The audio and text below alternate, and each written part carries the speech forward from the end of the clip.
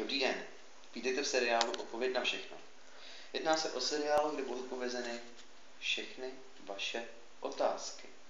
Tak, a my tu máme dnes svého prvního anonymního volajícího, který sepsal všech 6 otázek a žádá na ně odpověď. Já tu mám dneska svého hosta, který nám na všechny tyto otázky zodpoví.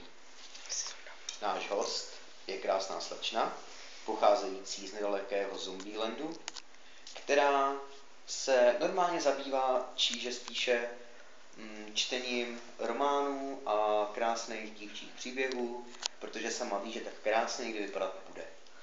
Děkujeme za naši upoutávku. Teď požádám o stopku.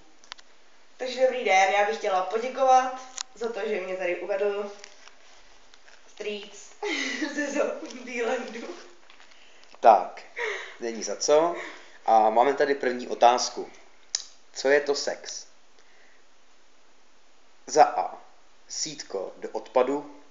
Za B. Druh tašek na střechu. Za C. Pohlavní styk. No, takže já si myslím, že to bude za C, čiže ten pohlavní styk. Ano. Protože kdyby to měly být tašky na střechu, tak si myslím, že to je úplná píčovina. Ano. A ano. to Ačko, co to bylo? To bylo sítko do odpadu do dřezu. No to je ještě větší píčovina, ty vole. Nechápu, jak to nemůžete pochopit pohlavní, že to je sex, nebo co? Ano, no jistě, ano. No, takže to musí být samozřejmě pohlavní styk, ne mezi mužem a ženou. Neboli mužem a ženou a ženou. Dobrá, tedy, děkujeme. Máme tady druhou otázku. Co je to erekce? Za A. Pomazánka. Za B. Stopoření udu. A za C. Obojek na psa. Mně teda upřímně se líbí odpověď C, jo, ale nejsem si jistý. Mně se líbí obojek na psa. No ano. No, mě to zaujalo to první, ta pomazánka, ale si myslím, že by to asi nebylo moc dobrý teda. Jo, takže říkáte B. Říkám za B. Dobrá tedy. Takže ano, náš anonymní volající už pochopil, že otázka, co je erekce, je za B, což je stopoření udu. Nebudeme zacházet do detailů, kdyby se ten volající snad chtěl vědět, jak k tomu dochází, takže se může podívat na internetové stránky, či si poradit se sexuologem. Děkujeme. Třetí otázka. Co je to baby guláš? Za A. Guláš z dětí. Za B. Koprovka bez vajec. Za C. Krupicová kaše.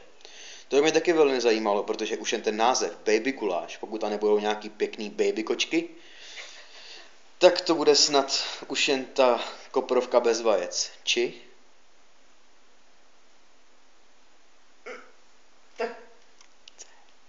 Tak já bych řekla za C. Máte pocit, že to je krupicová kaše? Ano, taky. No, i když. Ale ano, bude to krupicová kaše. Prosím vás, je tady další choulostivá otázka a to, co je kondom. Za A. Ochrana k pohlavnímu styku. Za B. Obal na hodinky. Za C. Modní čepice. No, tak já bych řekla za A. Mhm. Ochrana. Ano, dobrá tedy. Chtěla jsem ještě něco říct, ale držím. Klidně to řekněte, my nikam nespěcháme. Ale líbí se mi ten obal na ty hodinky. Víte, já jsem si taky pořídil jedenkrát takový pěkný hodinky, ale měli takový obal, takový jakoby slizkej, kluskej, něčím napuštěný, jo, ale Bylo mocnej. No, kondom to nebyl. Ale děkuji. Takže, co si vybavíte pod slovem žena? Já teda osobně autohavárku, jo, ale jsou tady i jiné odpovědi, a to jako zničený vztah, zničený život, osoba opačného pohlaví. To si myslím, že tato otázka je snad jasná, odpověď na ní není potřeba, protože to je snad samozřejmost, že jo. Takže pochopili jsme, jedná se tedy o ženu, jakoby o osobu opačného pohlaví. No a 6. nýbrž poslední otázka. Kdy má žena nejhlubší díru? Za A. Když jí kopou hrob. Za B. Když srazí tukana. Opravdu, když srazí tukana? Máme zajímavého anonymního volajícího. No. Každopádně. A za C. Když muž není doma. No, mně se líbí ta otázka za C, odpověď, ale myslím si, že to je Ačko. Dobrá tedy, takže žena má nejhlubší díru, když jí kopou hrob. Ano. Skvělý. Takže tímto bychom vám chtěli poděkovat za to, že jste zvolili náš pořad, odpověď na všechno, a budeme se na vás těšit snad při dalším dílu. Díky. Takže zde ještě záběr na moji krásnou známou. Tak, děkuji. A dále by tu mohl být záběr ještě. A toto je náš slavný...